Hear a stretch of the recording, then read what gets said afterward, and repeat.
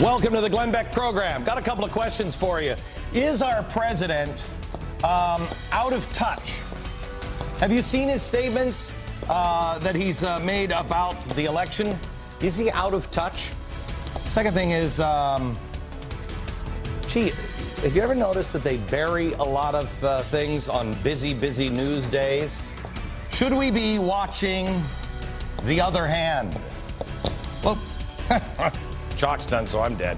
And the third one is, does history even matter? Does history matter? Yes, it does. Why?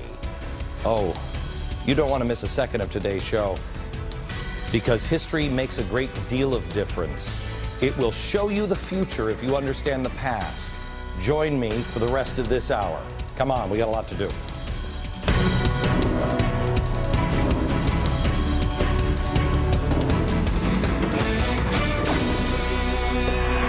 You know the problem with these things? I don't even know how to work it. I mean, when you're not as smart as the chalk dispenser, you're trouble.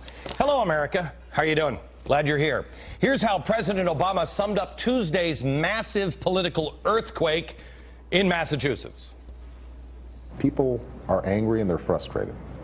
Not just because of what's happened in the last year or 2 years, but what's happened over the last 8 years.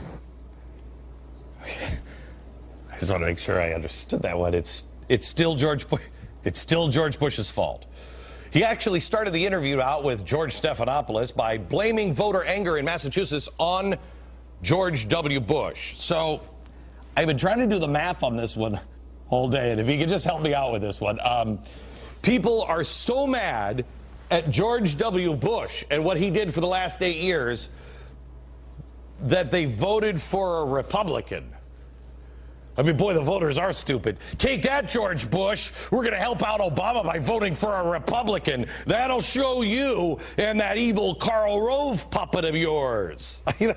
It's like getting mad at the oil companies because of high gas prices, so you switch from Exxon to Shell. Oh, I hate those oil people. I'm going to switch next to Chevron.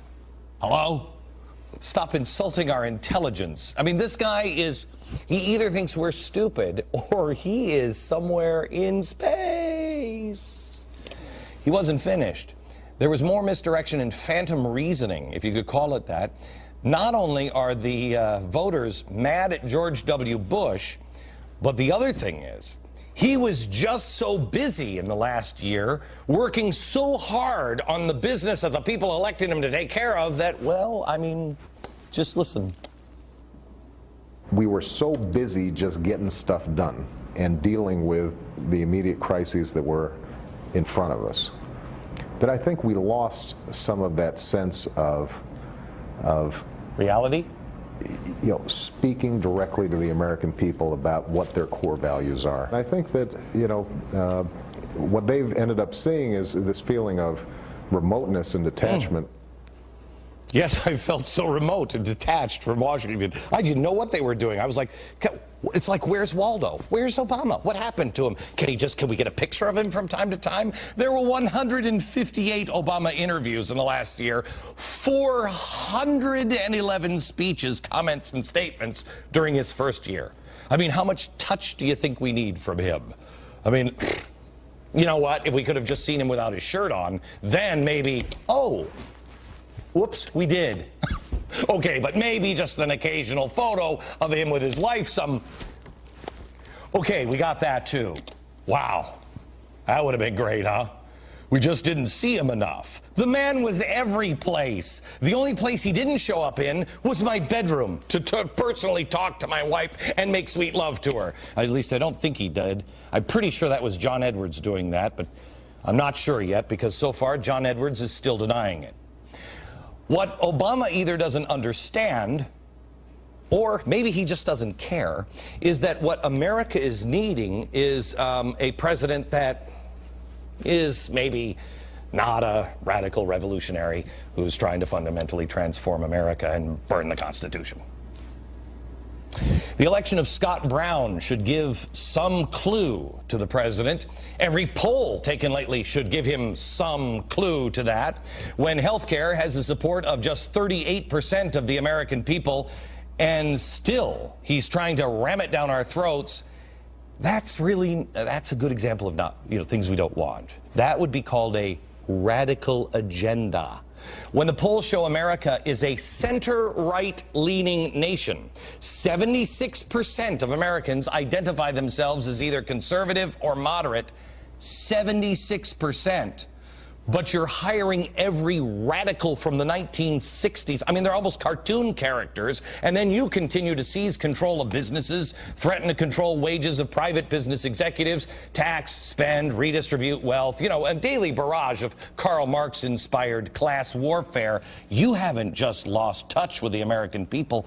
I don't think you were ever in touch with the American people. Maybe that is why you were nothing but bumper stickers when you ran. You didn't give any specifics, because all your specifics we would have rejected. Even Bill Clinton understood the message from the American people in 1995, better at least than Barack Obama. Listen to this. We heard America shouting, and now all of us, Republicans and Democrats alike, must say, we hear you. Instead, what this administration says is those angry people got to sit down and shut up. I got to give another speech. Bill Clinton, listen to the difference. Bill Clinton said, we heard you. This president says, I don't think you were hearing me. I got to give you another talking to, huh? I think we lost some of that sense of sanity? Speaking directly to the American people about what their core values are. And I think that, what they've ended up seeing is this feeling of remoteness and detachment. Oh, we'll all be in isolation soon, I'm sure, if we disagree. The arrogance of this administration is astounding. After September 11th, I think I did what almost every American did.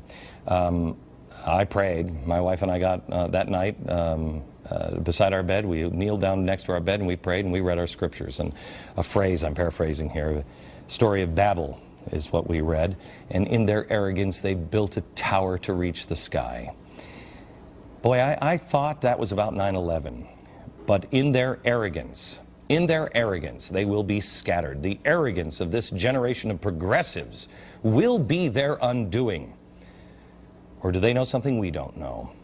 Maybe it's just you and me, and you and me and your neighbors and, all right, like millions and millions of others just like us, but I don't get it. I heard Michelle Malkin say on Fox and Friends this morning, I turned it on, probably too much information, but I'm standing there getting ready to get in the shower, I'm standing in my underpants and I'm watching it, and Michelle Malkin says, somebody needs to psychoanalyze this guy, and I'm like, you know what, that's a good idea. I called Keith Abloh, he's here with us now. Hello, Dr. Keith. Hey, Glenn, how are you? For the life of me, I'm not sure if he is, if he's bluffing or not. Does he believe this stuff? I mean, how do you not? Tell me, what are your impressions of what has happened with the president here and his read of the elections Tuesday? Professionally. Well, here's the thing. Sure, well, professionally speaking. No, I don't think he's bluffing at all. I think he believes exactly what he's saying. I think the problem lies in the kind of stealing that he does, the armor he wears against feedback, so that the ideas that come back to him that he might allow to mingle with his own and change his opinions, he isn't able to do that. Why? Because I think he has a hard and fast belief of himself as a powerful parent in a dangerous world, where the inclinations of people are to be defeated because people are not inherently going to find their way. The free market, people's spirits won't bring them where they need to go. It's a dangerous world, and you need a very strong parent to get you there. And listen to his words, Glenn, as you have. He says this, as you'd say to a kid that you need to re-explain something to. Maybe I didn't tell you clearly enough.